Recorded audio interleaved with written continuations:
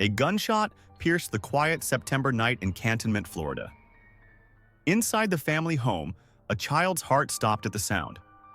Was it just a firecracker or something more dangerous? That single moment would haunt 5 children for the next 20 years as they struggled with an unbearable question. Had they just heard their mother's final breath? The red Dodge Caravan sat abandoned in a Winn-Dixie parking lot, less than 3 miles from their home. Inside, Navy Air Traffic Controller and mother of 5 Sherri Malarik lay crumpled on the floorboard, 2 bullets in her head. While her children slept at a cousin's sleepover, their mother's body grew cold in the family minivan, the same vehicle that had carried them to countless soccer practices, school events, and family outings. But the most chilling part of this story isn't just the murder itself. It's the wall of silence that protected the truth for 2 decades. A silence maintained by a husband and his mistress, while 5 children grew up knowing their mother's killer walked free. This is Crime Realities with Davis. Welcome back, dear truth seekers. It's Davis here again, and today we're diving into a case that proves the deadliest dangers often hide behind ordinary suburban facades. But before we continue, please, I would appreciate it if you could take a moment to subscribe to True Crime Stories 24/7. Hit that notification bell and give this video a thumbs up. On this channel, we don't just tell stories. We expose dangers hiding in plain sight and share lessons that could save lives. Thank you for subscribing and do appreciate you for liking this video also. The story of Sherri Malarik's murder isn't just about a killing. It's about the slow erosion of trust, the deadly price of betrayal, and the devastating impact of secrets kept far too long. As we unravel the events of September 21st, 2001, you'll see how a seemingly perfect family life masked a web of deception that would ultimately end in murder. I want you to picture a typical American household: a Navy mom, a hardworking dad, 5 kids, and a home in suburban Florida. But beneath this ordinary surface lurked something direful. While Sherri served her country overseas as an air traffic controller, her husband Greg was weaving a complicated web of lies at home. His mistress, Jennifer Spohn, would become a regular visitor to the family home, even spending time with the children whose mother she was helping to deceive. Nobody could have predicted that a simple lawnmower delivery would become part of an alleged murder plot, or that the sound of what seemed like a firecracker would echo in their children's memories for decades to come. But perhaps most devastating of all, nobody could have imagined that it would take 20 years and a shocking confession to finally bring the truth to light. As we go deeper into this story, ensure you pay close attention because you'll definitely learn crucial warning signs that might help you spot danger before it's too late. You'll see how small details that seemed meaningless at the time would later become vital pieces of evidence. And you'll understand why investigators say the first 48 hours after a murder are crucial, even though, in this case, it would take 20 years for the full story to emerge. What made Jennifer Spohn finally break her silence after 2 decades? What details did she reveal that would finally lead to an arrest? And most importantly, what can we learn from this tragedy to protect ourselves and our loved ones? Stay with me as we uncover the truth behind the murder that shattered a family and haunted a community for 20 years. Tonight, we're going to walk through every detail of this case. We'll hear from the children who were there that night. We'll examine the evidence that took decades to surface. And we'll show you how a seemingly perfect family life can hide deadly secrets until it's too late. Let's take you back to September 21st, 2001, when a family's ordinary evening would turn into a nightmare that would span generations. The Malarik family home sat on a quiet street in Cantonment, Florida, a peaceful community where neighbors knew each other by name, and children played freely in their front yards. Behind its ordinary facade, this house held 5 children, each carrying a piece of a puzzle they wouldn't fully understand until they were adults themselves. Sherri Malarik wasn't just any mother. At 34, she balanced a demanding career as a Navy air traffic controller with raising 5 children. Those who knew her described a woman with an infectious laugh and endless energy. She was the kind of mom who never missed a soccer game, who made sure dinner was on the table, even after long shifts guiding aircraft safely through crowded skies. Her children remember her as the heart of their home, the one who could make even ordinary moments feel special. She was always there, her son Jacob would later testify, his voice breaking with emotion. Even when she was tired from work, she'd sit and help us with homework. She made sure we knew we were loved. Greg Malarik presented himself as the perfect husband and father, a hard-working man dedicated to his family. Neighbors would see him teaching his kids to ride bikes, fixing the family van in their backyard, and attending church services every Sunday. But like many seemingly perfect facades, cracks were forming just beneath the surface. The cracks began to show during Sherri's overseas deployments. While she served her country, Greg found comfort in the arms of another woman. Jennifer Spohn wasn't just any affair partner. She became a regular presence in the Malarik home, helping with the children, sharing meals at their table and sleeping in their mother's bed while Sherri was away serving her country. The children noticed changes in their home's atmosphere. Small things at first, hushed phone calls that would end abruptly when they entered the room, unexpected visits from the woman their father called his co-worker, tensions that would crackle in the air between their parents when Sherri returned from deployment. Looking back, the warning signs seem obvious. But in the moment, who wants to believe their father is capable of murder? Who wants to think that the woman helping them with their homework might be involved in their mother's death? The family's pole barn became a focal point of activity in the weeks leading up to September 21st. Greg spent increasing amounts of time there, working on the family's red Dodge Caravan, the same vehicle that would later become their mother's coffin. He installed a generator, claiming he needed better lighting to work on the van. But investigators would later question, was he actually creating the perfect cover for the sound of a gunshot? The children's daily routines continued as normal: soccer practice, homework, and family dinners. But something was shifting in their household's dynamics. Sherri had begun asking questions about Greg's late-night phone calls. She'd noticed discrepancies in their family finances. Friends would later reveal she had been gathering documents, possibly preparing for a divorce. September in Florida brings a particular kind of humidity that makes the air feel heavy with possibility. On September 21st, 2001, that air would become heavy with something far more dangerous.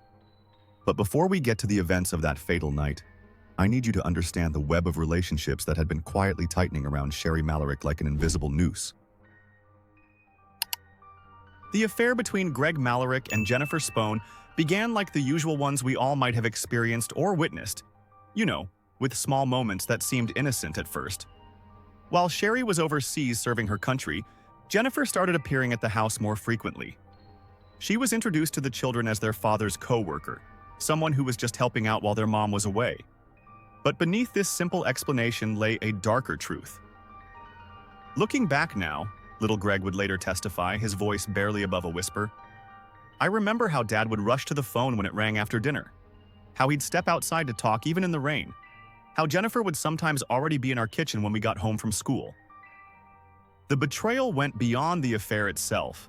Jennifer Spohn wasn't just sleeping with Greg.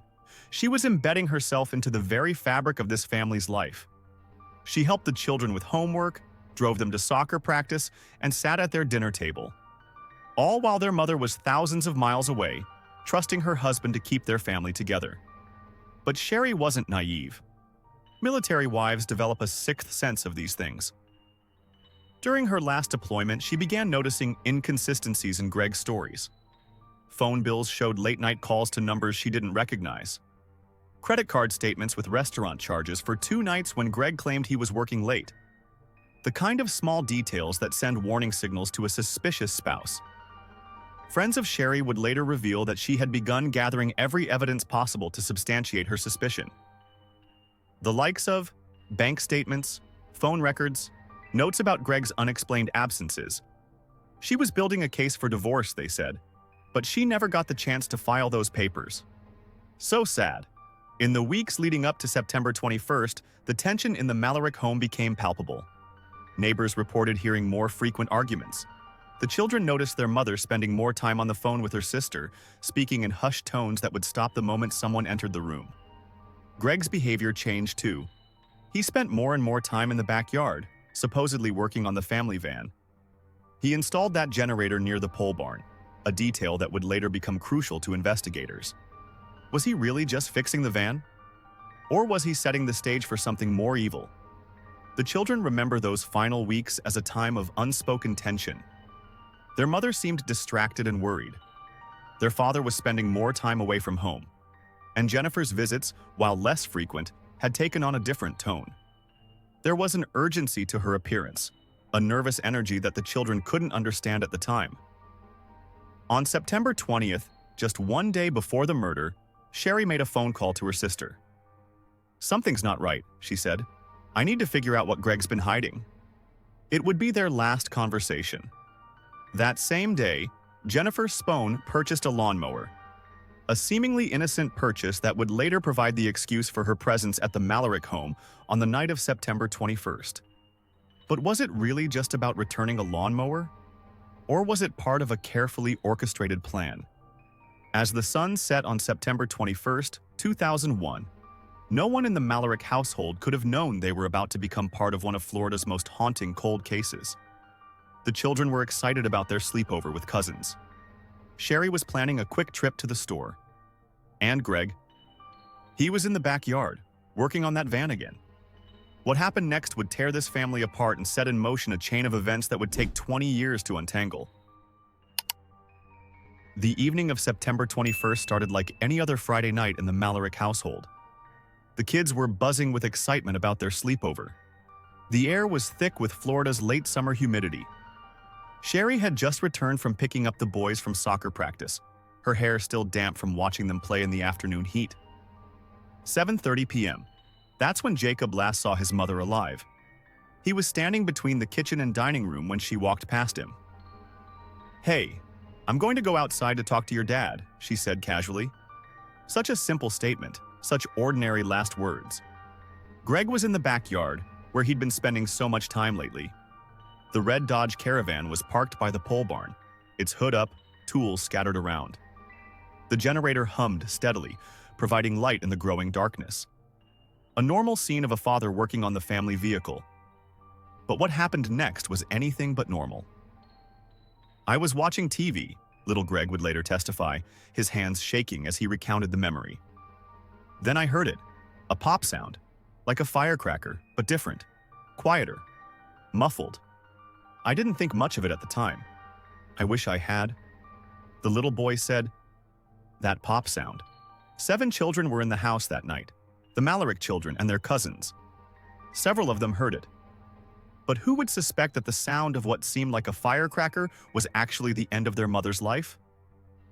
The generator's steady hum had done its job, masking the true nature of that fatal sound. 9 p.m. This is when Jennifer Spohn arrives at the house. She later claimed she was just returning a lawnmower, a simple explanation for her presence. But investigators would later question, who returns a lawnmower at 9 o'clock at night? And why, of all nights, did it have to be this one? The children remember seeing their father come back inside, alone. He went straight to the shower, something that struck them as odd later. Why would he need to shower after working on the van? He changed his clothes, put the dirty ones directly into the washing machine. Little details that seemed insignificant at the time but would later haunt these children's memories. Sherri never came back inside, never said goodnight to her children, never made it to the store she supposedly was going to. Instead, sometime between 9 p.m. and early the next morning, the family's red Dodge Caravan would make its final journey, 3 miles to a Winn-Dixie parking lot. The next morning, around 8 a.m., a store employee noticed something odd about the red van in the parking lot. It had been there all night, they thought. When police arrived and looked inside, they found Sherri Malarik's body crumpled on the floorboard. 2 bullet wounds to the head. Her body was positioned in a way that suggested she had been pushed down, hidden from view. But here's what makes this case even more shocking. While Sherri's body lay cold in that van, while her children slept peacefully at their sleepover, Greg Malarik was already taking steps to cover his tracks. The metal detector he would give his son as a birthday present.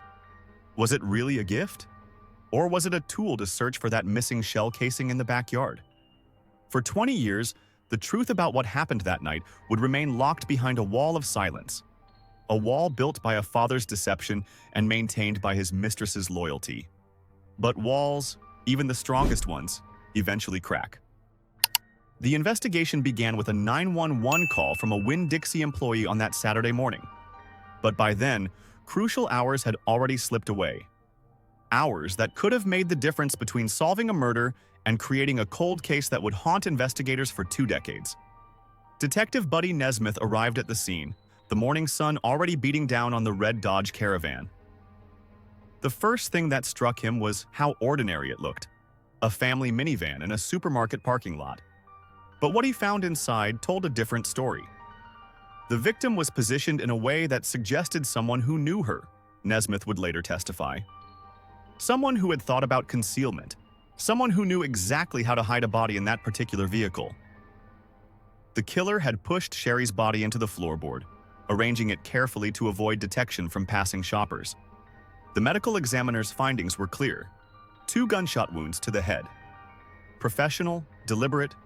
1 shell casing was found in the van. But where was the second one? This detail would become crucial later, as investigators pieced together the significance of that metal detector in the Malarik backyard. When detectives arrived at the Malarik home, Greg's behavior immediately raised red flags. He seemed too calm, too collected for a man whose wife had just been found murdered. But it was his answers about the previous night that really caught their attention. He volunteered information about Jennifer Spohn, Detective Nesmith recalls, his eyes narrowing at the memory. Said she'd dropped off a lawnmower around 9 p.m. I didn't bring up Jennifer.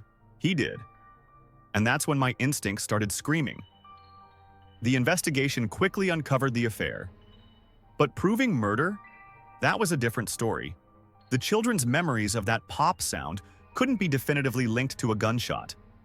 The generator's noise had effectively masked any clear sound. And Jennifer Spohn? She had an explanation for everything. Yet the evidence kept pointing back to that backyard. The pole barn, the generator, the metal detector that Greg would later give to his son, a gift that investigators believed had a much darker purpose. We found traces of blood in the soil, one crime scene investigator noted. But the Florida rain had washed away too much evidence. We knew what had happened. We just couldn't prove it. The children's testimony was heartbreaking. Jacob and little Greg trying to piece together their memories of that night. The sound they heard, their father's shower, their mother's last words. But they were just kids then. Their statements, while compelling, weren't enough for an arrest. And so began 20 years of silence. 20 years of Greg Malarik living free while his children grew up carrying the weight of that night. 20 years of Jennifer Spohn keeping her secrets. 20 years of a family torn apart by questions they couldn't answer. Those 5 children grew up knowing their mother's killer walked free. They watched their father continue his life. They saw Jennifer Spohn move on. They carried their suspicions, their fears, their questions, unable to find justice for their mother. But cold cases have a way of thawing when you least expect it. In March 2020, nearly 2 decades after Sherri Malarik's body was found in that Winn-Dixie parking lot, Jennifer Spohn finally broke her silence. March 2020. Nearly 2 decades of silence were about to be shattered. Jennifer Spohn, the woman who had once shared Greg Malarik's bed while his wife was serving overseas, finally walked into the Escambia County Sheriff's Office. Her relationship with Greg had ended years earlier, but she had carried the weight of that September night for far too long. "I can't live with it anymore," she told investigators. In exchange for immunity, Jennifer began to unravel the carefully constructed lies that had protected Greg Malarik for 20 years. She confirmed what investigators had long suspected. The lawnmower delivery was prearranged, a cover story to explain her presence at the house that night. She admitted to giving Greg a ride from the Winn-Dixie parking lot. But most importantly, she revealed details that only someone involved could have known. The truth, as it emerged, was more calculated than anyone had imagined. Greg had planned it carefully, using the generator's noise to mask the gunshot, timing it with the children's sleepover, and creating an alibi with the van repairs. Every detail had been considered, except for the conscience of his mistress. "He called Sherri outside," Jennifer revealed, her voice shaking. "It wasn't random. He had it all planned out." This single detail confirmed what the children had remembered, their mother's casual words about going to talk to their father. Her last steps were taken willingly, trusting her husband despite their problems. With Jennifer's testimony, arrests were finally made. But the justice system had its own cruel twist in store for the Malarik children. The first trial in 2022 ended in a hung jury.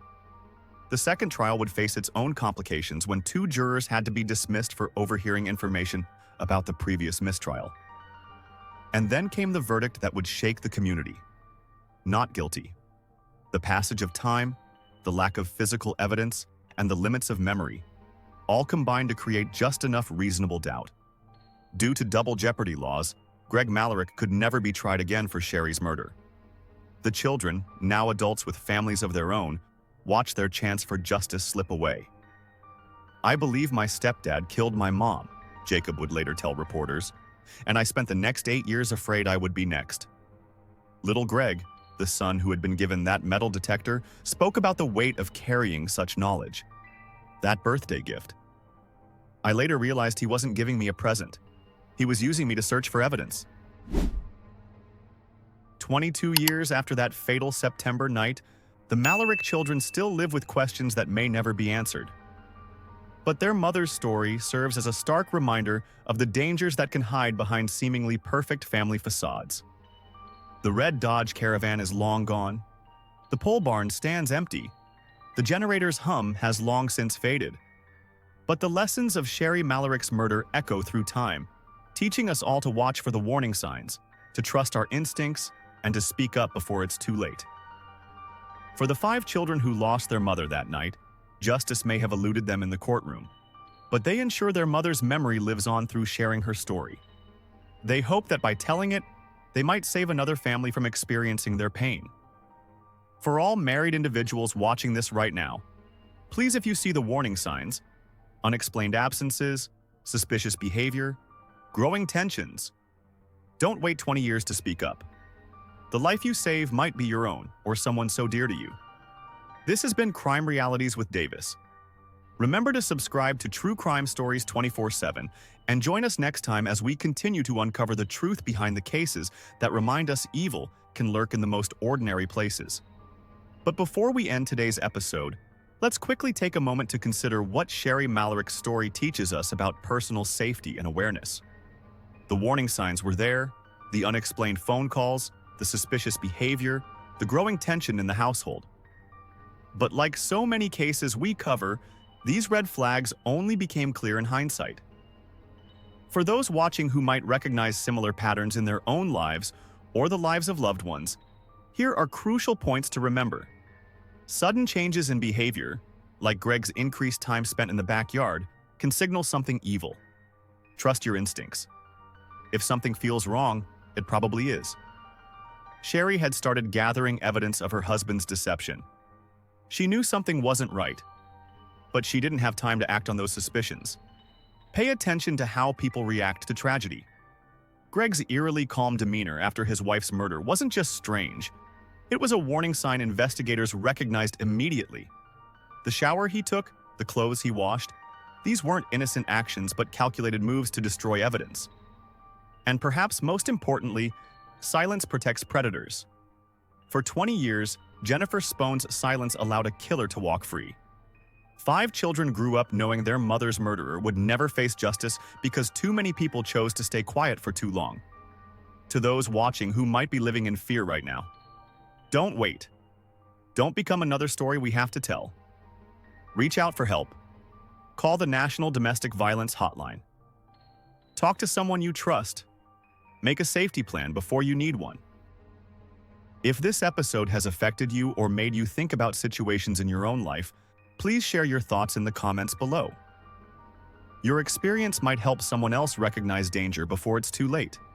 Remember to subscribe to True Crime Stories 24/7 and hit that notification bell. Every week, we bring you cases that matter, stories that need to be told, and lessons that could save lives.